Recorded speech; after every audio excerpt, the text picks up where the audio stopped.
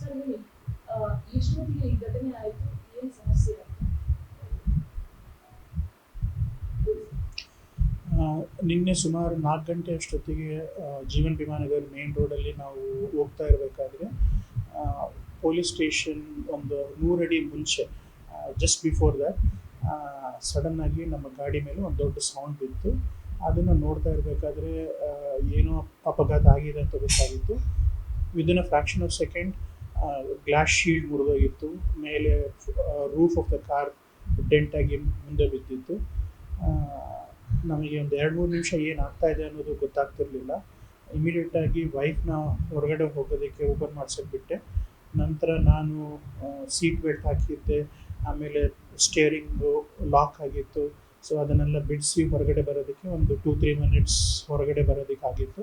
ಅಷ್ಟೊತ್ತಿಗೆ windshield glass shields ಎಲ್ಲ ನನ್ನ ಮೈ ಮೇಲೆಲ್ಲ ಇತ್ತು. ಅದನ್ನೆಲ್ಲ ಒಂದು ಸ್ವಲ್ಪ ಕ್ಲೀನ್ ಮಾಡಿಸ್ಕೊಂಡು ಹೊರಗಡೆ ಬಂದು ನೋಡಿದಾಗ ಒಂದು ಮರದ ಒಂದು ದೊಡ್ಡ ಒಂದು ಟ್ರಂಕ್, ಅದರದ್ದು ಬ್ರಾಂಚಸ್ 2 ಬ್ರಾಂಚಸ್. ಸೊ ಆ ಮರದ ಮೇನ್ ಟ್ರಂಕು ರಸ್ತೆ ಮೇಲೆ ಬಿದ್ದಿದೆ, ಅದರದ್ದು 2 ಟ್ರಂಕು ನಮ್ಮ ಗಾಡಿ ಮೇಲೆ ಬಿದ್ದಿದೆ. ಸೊ ಆ ಸೀನನ್ನು ನಾವು ನೋಡಿ ಅದನ್ನು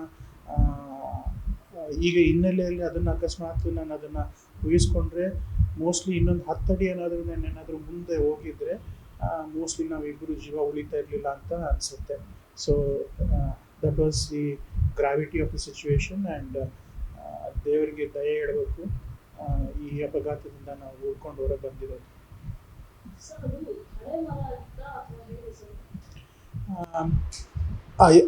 ಅದನ್ನು ಏಜ್ ಹೇಳೋ ಅಂತ ನನಗೆ ಎಕ್ಸ್ಪರ್ಟೈಸ್ ಇಲ್ಲ, ಬಟ್ ಅದು ಮುರಿದಿದ್ದು, ಆ ಬ್ರಾಂಚ್ ಮುರಿದಿದ್ದು ಬಂದು ಕೆಳಗೆ ಬಿದ್ದಿರೋದು ನೋಡಿದ್ರೆ ಮೋಸ್ಟ್ಲಿ ಅದ್ರ ಓಲ್ಡ್ ಏಜು ಆ ಥರ ಆಗಿರೋ ಚಾನ್ಸಸ್ ಇದೆ ಅಂತ ಅನುಮಾನ ಇದೆ. ಅದಾಗಿದ ನಂತರ ನಾನು ಬಂದು ಒಂದು ಸ್ವಲ್ಪ ರಿಪೋರ್ಟ್ಸ್ ಎಲ್ಲ ನೋಡ್ತಾ ಇದ್ದೆ. ಸೊ ಅದರಲ್ಲಿ ಒಂದು ತಿಂಗಳು ಮುಂಚೆ ಅದೇ ರೋಡಲ್ಲಿ ಒಂದು ಸ್ವಲ್ಪ ಒಂದು ಮರ ಬಿದ್ದು ಒಂದು ಸ್ವಲ್ಪ ಯಾರಿಗೋ ಗಾಯ ಆಗಿತ್ತಂತ. ಈ ಘಟನೆಯಲ್ಲಿ ನನ್ನ ಮುಂದೆ ಇದ್ದು ಒಂದು ಆರ್ಮಿ ಆಫೀಸರ್, ಅವರು 2 ವೀಲರಲ್ಲಿದ್ದರು. ಅವರು ಏಟ್ ಬಿದ್ದು ಅವ್ರನ್ನ ಕಮಾಂಡ್ ಹಾಸ್ಪಿಟ್ಲಿಗೆ ಆಟೋದಲ್ಲಿ ಕರ್ಕೊಂಡೋಗಿದ್ರು. ಬಟ್ ಅವ್ರಿಗೆ ಏನಾಗಿತ್ತು ಅನ್ನೋದು ನನಗೆ ಗೊತ್ತಿಲ್ಲ. But he was conscious, but ಅವ್ರನ್ನ ಕಮಾಂಡ್ ಹಾಸ್ಪಿಟ್ಲಿಗೆ ಸೇರಿಸಿದ್ದಾರೆ. ಸೊ ವೈಫಿಗೆ ಎಲ್ಲವೂ ರೈಟ್ ಸೈಡಲ್ಲಿ ಆಗಿತ್ತು. ತಲೆಗೆ ಏಟ್ ಬಿದ್ದಿತ್ತು, ಕತ್ತಿಗೆ ಏಟ್ ಬಿದ್ದಿತ್ತು, ಶೋಲ್ಡರ್ಗೆ ಬಿದ್ದಿತ್ತು, ಪಕ್ಕೆಗೆ ಬಿದ್ದಿತ್ತು, ಮೊಣಕಾಲಿಗೆ ಮತ್ತು ಆ್ಯಂಕಲ್ಗೆ. ಅದರಲ್ಲಿ ಹೊರಗಡೆ ಬಂದು ನಿಂತ್ಕೊಂಡಾಗ ಅವರಿಗೆ ನಿಂತ್ಕೊಳ್ಳೋಕೆ ಆಗ್ತಿರ್ಲಿಲ್ಲ. ಆಮೇಲೆ ಏನಂತ ನೋಡಿದ್ರೆ ಕಾಲು ಆ್ಯಂಕಲಲ್ಲಿ ಒಂದು ಸ್ವಲ್ಪ ಸ್ವೆಲ್ಲಿಂಗ್ ಇತ್ತು.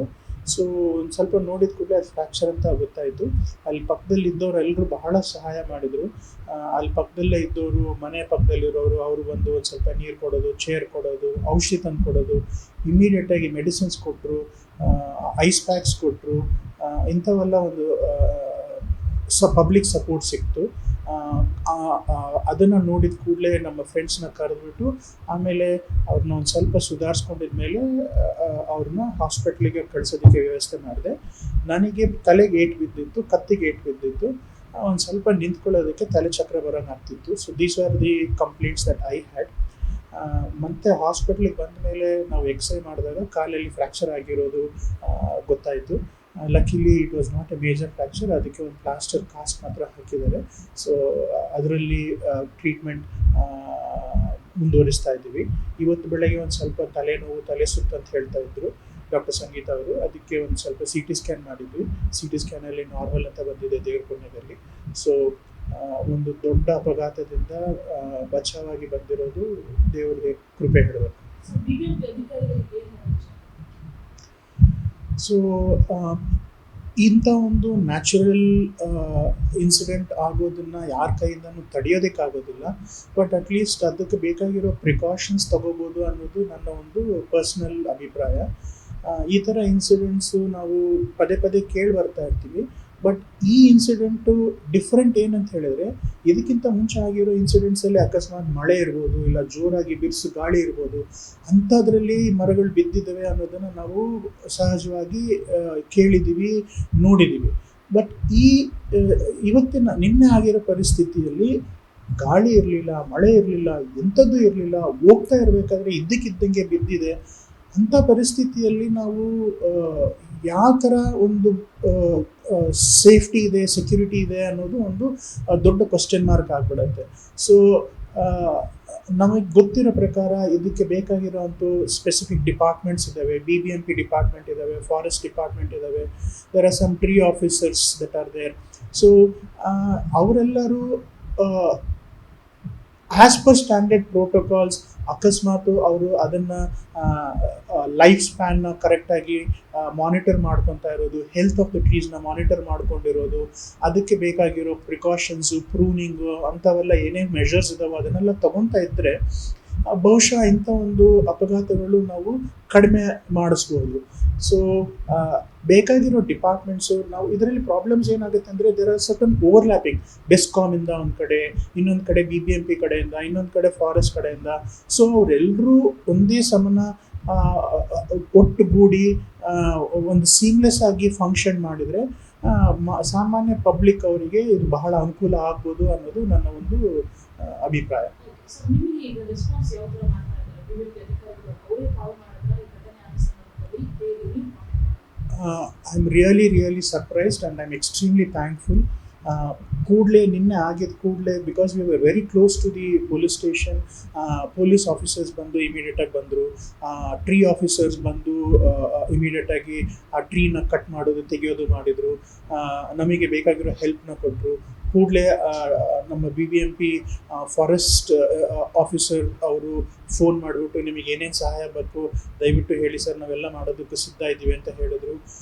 ಇವತ್ತು ಬೆಳಗ್ಗೆ ನನಗೆ district forest officer Mrs Pushpa ಅವರು ನಮ್ಮನ್ನು ಹಾಸ್ಪಿಟ್ಲಲ್ಲಿ ಬಂದು ಭೇಟಿ ಮಾಡ್ತೀವಿ ಅಂತ ಈಗ ಬಂದಿದ್ದಾರೆ. ಅವ್ರು ಕಾಯ್ತಾ ಇದ್ದಾರೆ ನನ್ನ ಮೀಟ್ ಮಾಡಲಿಕ್ಕೆ.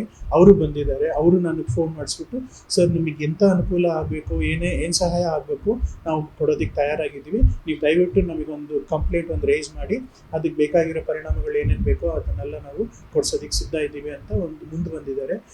This assurance is a very big thing for general public like us, and I am extremely thankful for the concerned authorities to take this proactive initiative steps. But I don't wish that such incident occurs in future.